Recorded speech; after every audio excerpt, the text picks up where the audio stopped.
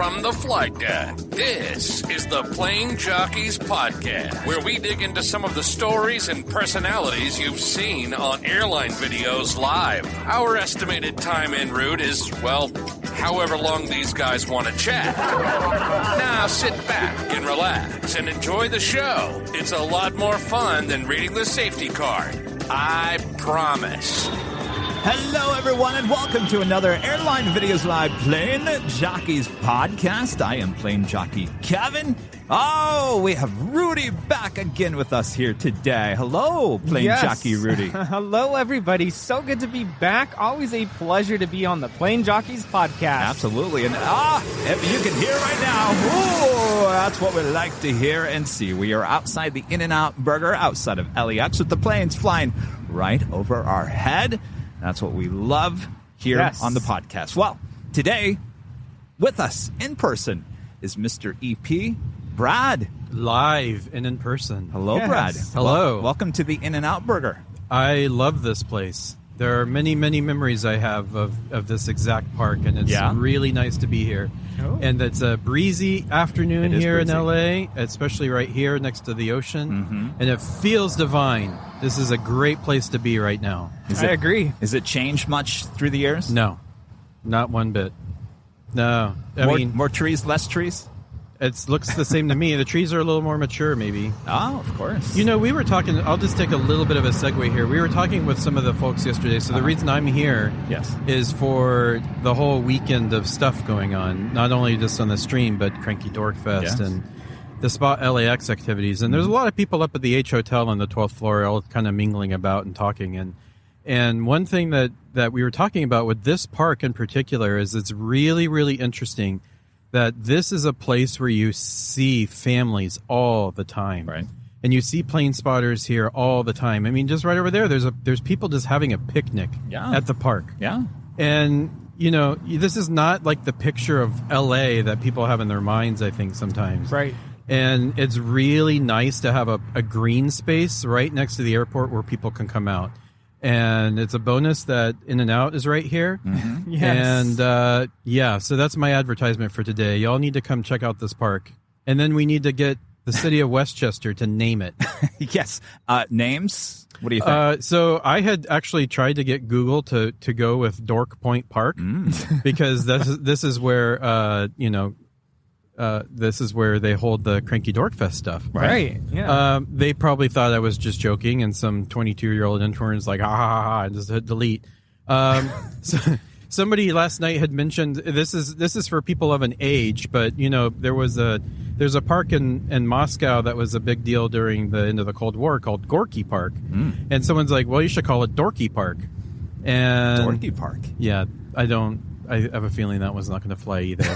The best idea that I think we can come up with is there has to be somebody in Los Angeles aviation, particularly who is interested in making sure that people had access to, like, the airport and to the spots around the airport to watch planes. And that's who this park should be named after. I don't know who that is yet. I like Dorky Park. Yeah. It's interesting. Dorky Park. It sounds a little dorky, but... It catches your attention. Rudy's skeptical. Let's just put it that way. Yes, I just gave him this look like, really? Well, Rudy, do you have a better name? I mean, I agree with everything that Brad is talking about right now. I think it needs to be in honor of somebody who is big time in the aviation world, and that's why I would agree with the Kevin Park. Maybe 20 years from now. We'll see. Yeah. I thought maybe the Rudy Park, you know, and I had suggested we have a big bronze statue of him pointing to the sky, you know, with pigeons standing on it. But anyway, I love this place so much. This is an incredible spot. And if you've never been here and you come to Los Angeles to go to Disneyland or Universal Studios or the beach or whatever you're going to do, please take the time to find a parking spot here at the In-N-Out. It's really easy to find. And come out and just stand here for a few minutes, and you will know exactly what we're talking about the first time a heavy airplane flies over your head. Yes. Yes. Which we hope to have plenty here during our live podcast broadcasting, recording, whatever you want to call it. Of course, we're not live. This is taped. We're live together. We are live together, which never happens. No. And believe it or not, until yesterday, we were live at the H Hotel on our Thursday night show, and actually, Brad and Rudy had never met each other in person. Nope. And I haven't even talked to you about how that happened. I was with Nick, and we walked into the H Hotel, and I was actually talking with Nick about, and I had asked him, how did you meet Brad? Uh-huh. How did that all start? So he was in the middle of telling the story of how Brad was up in San Francisco, and in the middle of him telling the story, Brad just pops out of nowhere. Pops out of nowhere, huh, Brad? I knew because he had asked if we had orders from the Coffee Bean, and I was like, they're going to go to the Coffee Bean.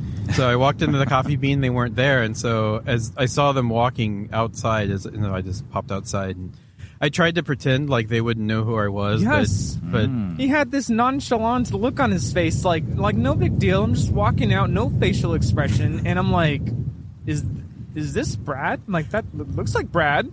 To Rudy, to his credit, he played it perfectly because he's like, speak of the devil or something like that. Yes. Like anybody, it could have been saying anything about anybody, but like if it was me, like I would have recognized it. That was funny. Yes. So yesterday was the first time Brad and I officially met in person, and it was like we were just picking it up from last time we hung out, which actually never happened because we text and we text all the time on the daily. So I mean, it was just nice to finally meet in person, and it's been a lot of fun. And I'm really excited for this weekend, and I'm excited for today's podcast recording. Well, I mean, we're all together. We can actually look at each other in the eye, which is very important when you're doing a podcast. Yes, very, very important. And so Brad is coming back on the show today. He was he talked a lot about the weather there in Arizona the last time we had him on, and a lot of people like that. They were wow, Brad, we learned a lot. People were very, very positive about the feedback that we got, and in fact, the number one thing that I heard was people saying they wished it was longer. And so that got me thinking, like, okay, well, there's more to say, so how about one of the times we sit here, we talk about some more of that stuff, and think people may find it interesting. And of course, we have a little weather. I mean, it's a beautiful day out here, but it's certainly a little windy. Hopefully, the wind noise isn't too annoying for everybody. But these microphones are fantastic, so I have a feeling they're doing a really good job. Yes, and we have a heavy coming. Oh, so, but anyway, right, I will just set it up briefly by saying let's continue our conversation about weather and dispatching. Yeah, sounds good. As we have Asiana Airlines Flight 204 coming in from Seoul. It's the A350. So nice. So, yes, weather. The way I left it last was we were talking about these theoretical flights going into Phoenix, and we also had a theoretical... there's a big gust. We had a theoretical flight that was flying from Chicago to Phoenix, and the dispatcher and the flight crew were talking about potential monsoon weather over Arizona and how that was going to impact their arrival. And we talked about a couple of different things. We talked about alternate selection in terms of where you need to have the fuel to go if you're not able to land in Phoenix. Right. We also talked about the prospect or the likelihood of having the flight's route changed because of these highways that go or airways that go into the Phoenix area. They kind of go around the clock, so to speak, and you can easily get moved from one onto another based on where the weather might end up being. Right. So that's kind of where we left it. And then when we were done and I listened to it the first time, I was like, that is about 25% of the story. Wow. 25, that's it? Yeah, there's a lot more. We only got a little bit of it. I know. So, I'm not here to tell the whole 75%, the rest of the 75%, because we'll be here at dark. And you got to come back. And I got to come back. Yes. But, there's a little more. And so let's just start with this. So you are on that flight from Chicago to Phoenix, and you, just like I said, everybody's aware you have had your route changed, and so now you are flying down over towards Tucson, and then you're going to go land in Phoenix from there. Okay, so hopefully the dispatcher and the flight crew have both picked a fuel or determined a fuel load that will give you the flexibility to change your route en route, because you're flying longer, it's going to take more fuel. Sorry. That's all right. It's just a Delta 737, but Yeah. And it's impossible to not look up. You've got something when you can't not look up. Anyway, so we've calculated the fuel. We're on our way into Phoenix, and then let's say the situation like you encountered when you were there for that stormy night actually happens. That was not in the forecast that night. Okay, right. The storms were supposed to stay away from Phoenix. And it kept moving towards the airport and moving towards the airport, and you could watch this problem slowly approaching. Yeah. Now, fortunately for them, it ended up hitting the airport late at night, their time. So the operations were relatively minimal at that point. But then what happens when that happens? When a thunderstorm is over the field and nobody is able to take off and nobody is able to land? Then the question, or the answer is really depends on the severity of the thunderstorm and how long it takes to move out of the way. But suffice to say, all of those airplanes that were going into Phoenix are now going to be holding. And so, again, we're talking about the busyness that goes on, not just in the dispatch office, but also in the sky and in the air traffic control centers. All of those flights, they cannot land in that thunderstorm, so they are suddenly being put into holding patterns. And the air traffic controllers, like I was telling you last time, they issued these things called an expect further clearance time, which is the time that the crew is supposed to know that something will happen. Either the hold will be extended or they will be released, and something needs to happen by that time. How many minutes are we talking about? It could be. It depends. You know, as a dispatcher, the level of chaos at an airport and in the air traffic control system, depending on how long those EFC times are. Stay with us. We'll be right back. Did you know there are over 500 books on the market that feature women in aviation? I'm Liz Booker, literary aviatrix on social media and host of the Aviatrix Book Club and Aviatrix Book Review podcast, where I interview authors of books featuring women in aviation from across genres, historical periods, and types of flying. Settle in with memoirs and biographies about our aviation pioneers and contemporary heroines, and everything from mysteries to thrillers, contemporary fiction to romance, all featuring the courage, determination, and resilience of our sisters in the air. Click the link in the notes and enjoy the show.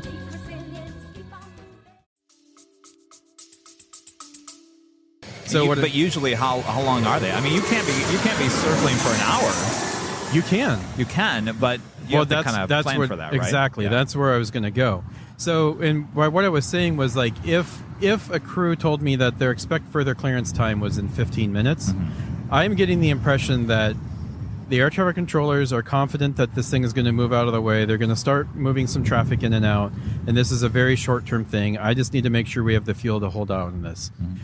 If they're giving my crews a time 45 minutes to an hour out, I know that nobody knows what's really going on, and this is going to have to shake itself out before anybody goes anywhere.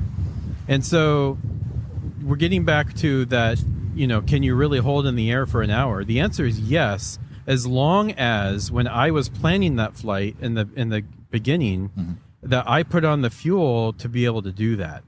Now, do I know that the flight's going to hold for an hour? No. Do I know that they're not going to just get right in? No. And then this is where we get into the balancing act with fuel. Yeah. Because every pound of fuel I put on that airplane to hold and I don't use, it becomes weight. And not only is that a cost, but that weight increases our landing weight. And in some airports like Denver and places like that, we're sensitive to landing weight. Oh, one of your favorites, Hawaiian Airlines Flight 10 coming in from Honolulu. It's an A330. Oh, yes. Wow. Well, you're talking about that, and we just had something happen last week here at LAX, which, I would assume is kind of connected to it a roundabout way. I mean, you're talking about a monsoon storm, and we had East Flow, which they knew was going to happen here at LAX. Correct. And we had a Delta 757 that came in from Guatemala City that could not land on 25 left And he said that he was running low on fuel. Yes. And LAX could not give him an ETA when they were going to turn the airport around, so he made a call and went to Ontario to refuel. Right. Is that what you're kind of talking about That here? is exactly right. Yes, it's the same thing, just in a different presenting itself in a different way. Yeah. So the people might be asking, like, well, why couldn't you land? I mean, you had east flow, but what was the problem?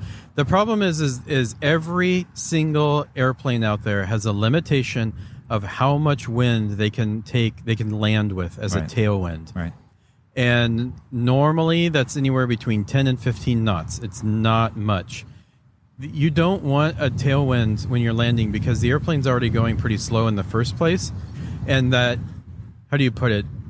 This is not the best way to explain it, like technically, but sort of the real speed of the airplane is even slower because the wind is blowing from behind it, if that makes sense. You're running the risk of stalling the airplane potentially down the road if you when you start exceeding these tailwind limitations.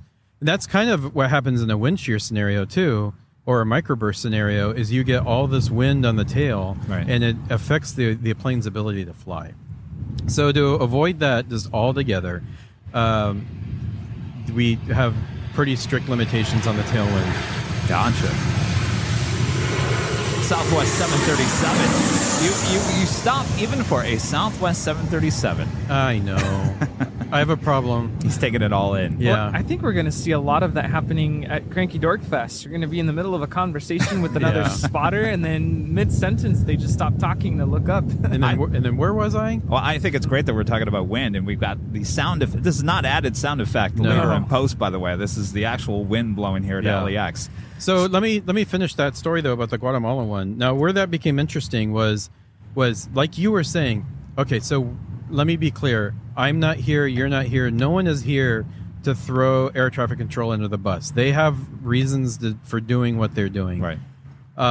It is they can very clearly get more airplanes in and out of the airport on a normal west flow than they can in an east flow. All right. So if they switch to an east flow and the winds never get strong enough to warrant that, they're delaying flights and people are getting grumpy for no reason. Right. This is one thing that's really crucial about weather and aviation, is that we're always really conservative, and because of that, sometimes you will end up on the quote-unquote losing side somehow. Right. Like your flight will be delayed unnecessarily, potentially, or you'll end up holding an inbound unnecessarily, potentially, because of traffic. Like, these things can happen, but it's all because we're trying to make things as safe as possible and also trying to get things through as much as possible. Makes sense. So there is a side effect of that, right? So this plane trying to get in from Guatemala City, they needed to land to the east. The airport can't flip on a dime for them. Right. Oh, another heavy. Oh, yeah. That is Cathay Pacific A82 coming in from Hong Kong and A350 900. Very nice. So they took that Delta flight off the coast, and again, this is where Speak up as we Brad, blow away. Hear This is where the captain and probably in concert with his dispatcher assures a very brief conversation. Yeah. Something along the lines of, we went around, couldn't land at LAX with the tailwind. They don't know when the airport will change. Right. And having that unknown, you don't want to just be dinking around out here at low altitude. Right. Like, you want to go somewhere and be able to get some fuel. And so that's why they went to Ontario, is what I'm guessing. But that was kind of a developing thing. We all knew that they were going to do east flow that day. Yes. So we're talking about the storms in Arizona, the monsoons. That is more unpredictable than that day at LAX. That's true. But it is the same in some respects in terms of, like, not knowing when those storms are going to actually pop up is like saying we don't know when the wind is going to get strong enough to force us to switch the airport around. Right.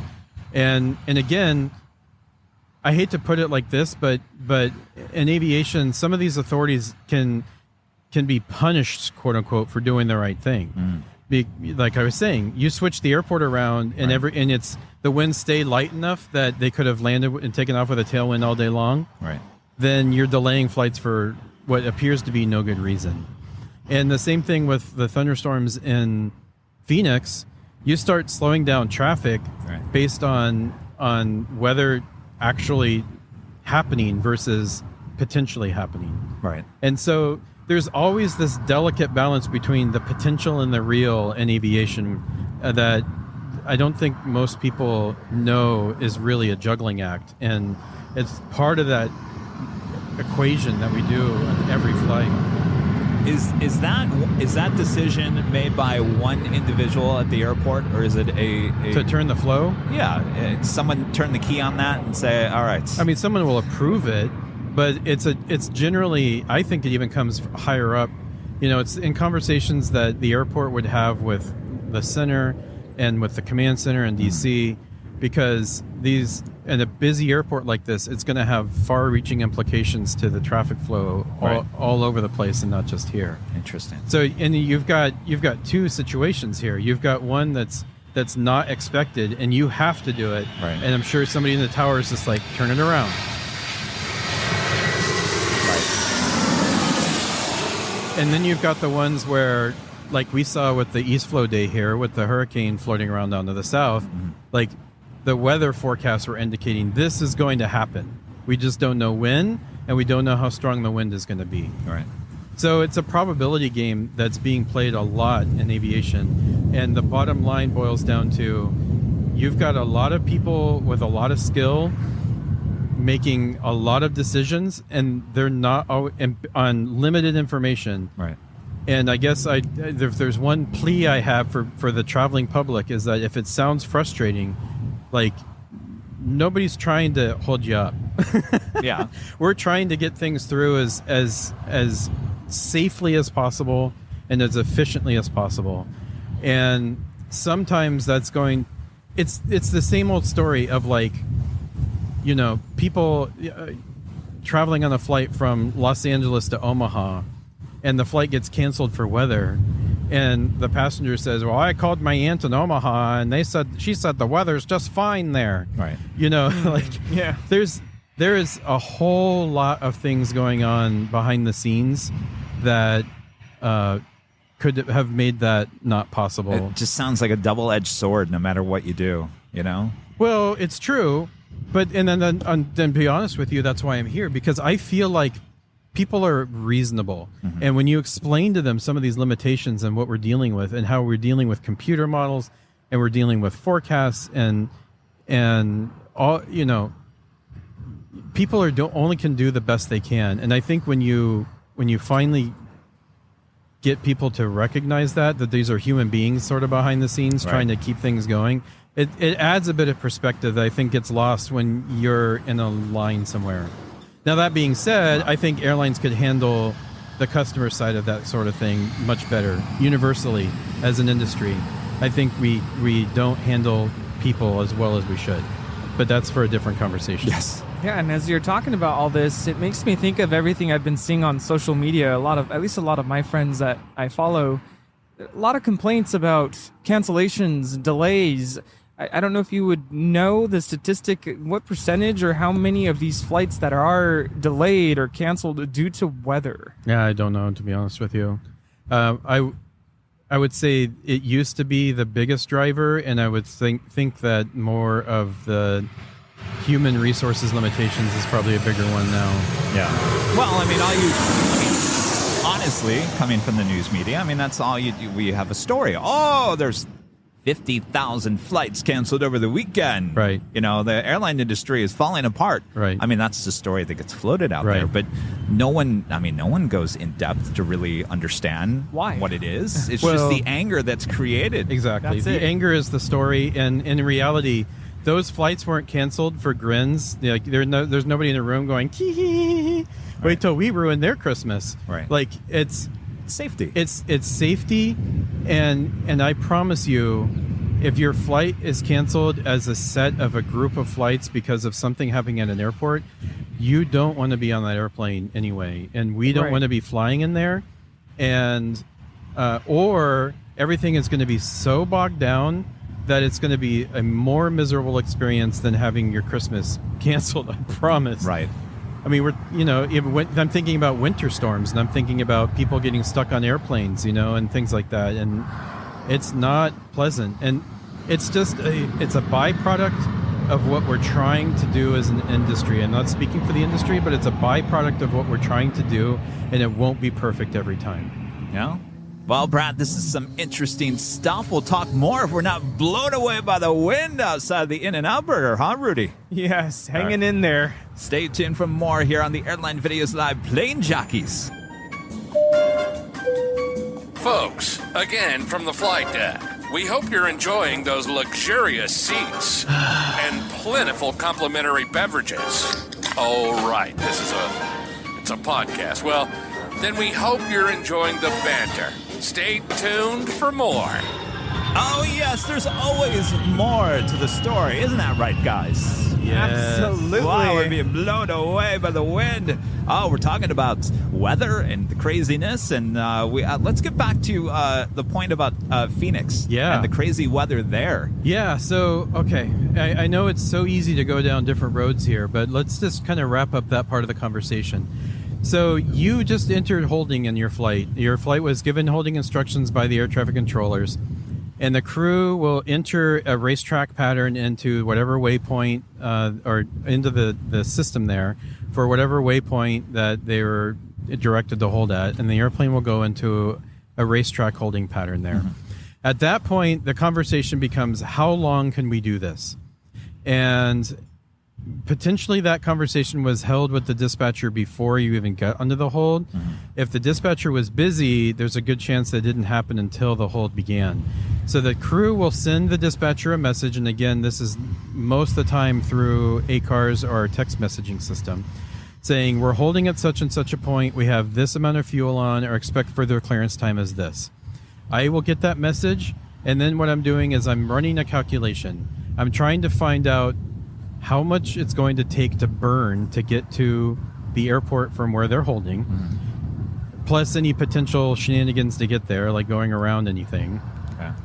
Then how much fuel it's going to take to get to an alternate airport, sorry. And then every commercial flight in this country has a set amount of reserve fuel on it. And I won't say that fuel is untouchable, but we can't necessarily plan on burning into it. Right. Because it needs to be there in a contingency situation. So I'm adding up the burn to get to the airport from my hold, the burn to get from the airport to my alternate airport, and then the reserve fuel on top of all that. Mm-hmm. And let's say all that together is 7,000 pounds. Then the crew, I'll look at this message from the crew. They told me they have 8,000 pounds. And okay, we got 1,000 pounds to hold it out here. We'll see what happens. Their EFC is in an hour. This is not looking good. So I'm sorry, they're what? Expect further clearance time, that EFC. So there are a lot of situations where that initial sort of, I don't want to call it panic, but that initial sort of jolt to get everybody in holding will ease pretty quickly, and things will start moving again as soon as the weather moves off. But what will happen is I'll send a note to the crew and say, 7,000 pounds, we're going to Las Vegas. And again, this is a situation where I've already sort of thought about where I want that airplane to go. Right. From a business perspective, I've maybe gotten some input about where the airline would prefer to have an airplane just for the passengers or something to make it easier for them. Mm-hmm. We're taking all that into account. We don't want to put a billion airplanes in one place at a time because that's going to create a problem. And I said, hey, 7,000 pounds, we're going to Vegas. Going to Vegas. Because then we don't have the fuel under 7,000 pounds. Right. We don't have the fuel to fly to the airport and then to Las Vegas, right? Does that make sense? Right. So at 7,000 pounds, if they're not released from the hold, they'll tell the controllers we need to divert to Las Vegas. And off they go. They'll land in Las Vegas. And again, if I can just do a public service announcement for the airline industry, when this happens, nobody's happy and nobody wants you to be in that situation. So if you can just pack your patience as much as possible, it's really appreciated because everybody is trying to work as fast as they can as safely as they can to get everybody where they need to be. Right. And nobody's slacking at that point and wasting time. It's just you can imagine these systems, these aviation systems, are very finely tuned, and when they get out of whack a little bit, it can take a lot to put them back together again. Which something just popped in my head. There was a story that came out a couple of weeks ago about a United 737 that was on the taxiway for 6 hours? Oh, and yes. the crew timed out on that. I mean, you're sitting there, you're saying you need patience or whatever, and then these stories kind of pop up here and there, right? And we kind of look at that and go, well, that's just ridiculous. How did that happen? I mean, if I worked for United, I would explain, but I'm just saying, these stories do pop up. And I think that's what fuels this is exactly what I was saying before. The industry does itself no favors. Yeah. That is, and if I had ran the entire industry or ran an airline, then the first thing that I would do to make it a better experience for everybody is I would make my employees be as transparent as possible about what's going on with your airplane, what's going on with your flight crew, what's going on with your delays, what's going on with everything. Because people can handle the truth even if it's not great news. Right. It's when it's kind of obscured and it just keeps kind of being pushed off into the future and nobody really knows what's going on. Right. And it gives that impression that we don't even really know what's going on. Like that's the thing that kind of drives me nuts a little bit, because there's a really good chance that being the dispatcher of a really delayed flight, I know exactly what's going on. Yeah. But why am I not allowed to tell the passengers what's going on? Right. I mean, so, and by saying allowed, I mean, I'm just talking about the way the industry operates. I'm not saying that nobody told me, like, hey, don't tell passengers what's going on. Right. I want to be clear. I'm just talking about the way that the industry is set up. And I feel like, especially in this era with their ability to communicate so rapidly, like that would be my number one reform of this from the airline perspective is we need to be more upfront with people about what's going on. Oh, well, I mean, here's my question. So if you're sitting on the plane, who are you able to ask? You're able to ask the flight attendant. Now, Correct. Is that probably the worst person to be asking what's going on that plane? No, not the worst. That would be the person sitting next to you. Yes. But again, you just need to be aware of everybody's limitations. So where is the flight attendant going to get that information from? So they may get it from their personal device that the company gives them that's going to have some limited information in it.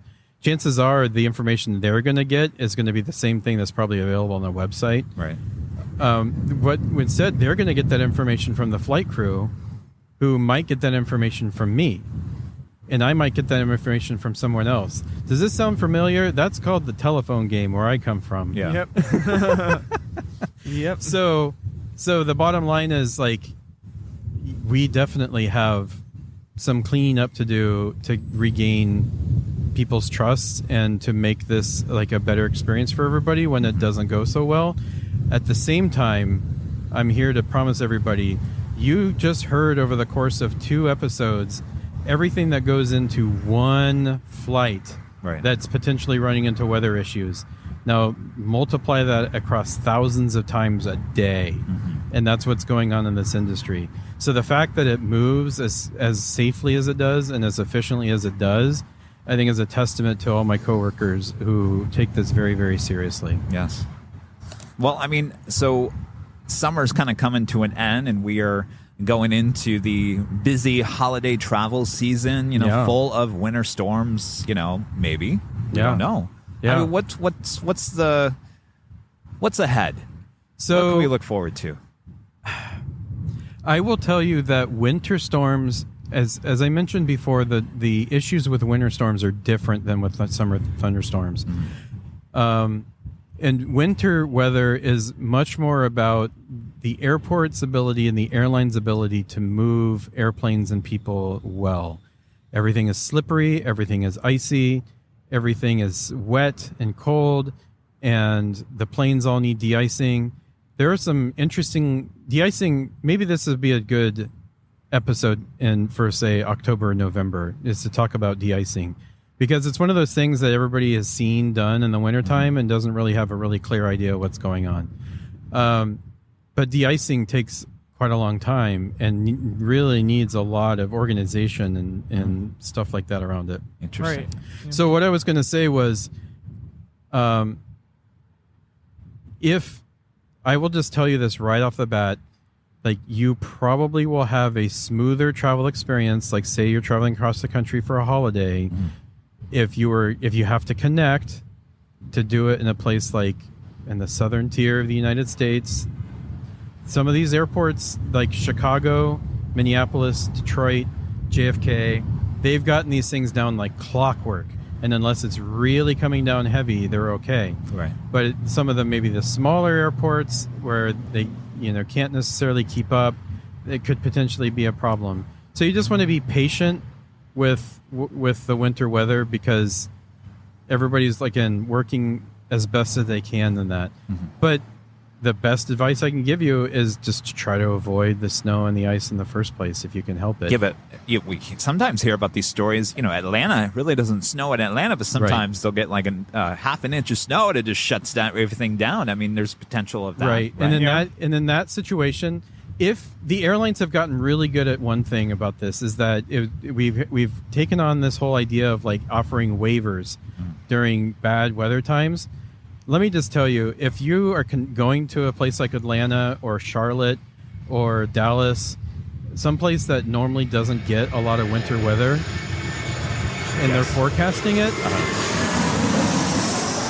and your airline offers a waiver, that's the airline's way of telling you, like, you could really do them a favor by not going there.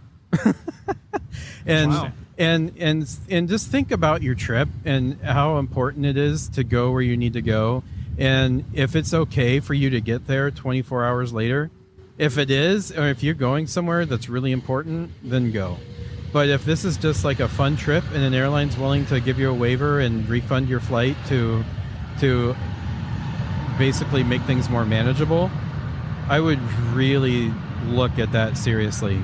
And it's really nice that the airlines have become more flexible with fares lately, and that's probably one of the most impressive ones. And that's probably the easiest way to put it for people. If you see someplace you're going is being offered as a waiver, start looking into it. Yeah. Do you feel like year after year it just gets better in terms of dealing with weather and these storms, if it's winter storms or monsoon storms or the east flow here at LAX? No, it's not getting better. No. And I don't know that it can because we're still dealing with the unpredictable. Right.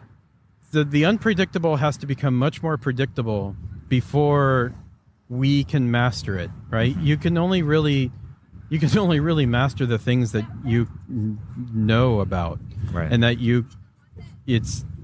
there's always going to be a certain amount of guesswork in terms of like fuel and, maybe this flight ends up diverting because it arrives just at the time that the thunderstorm does.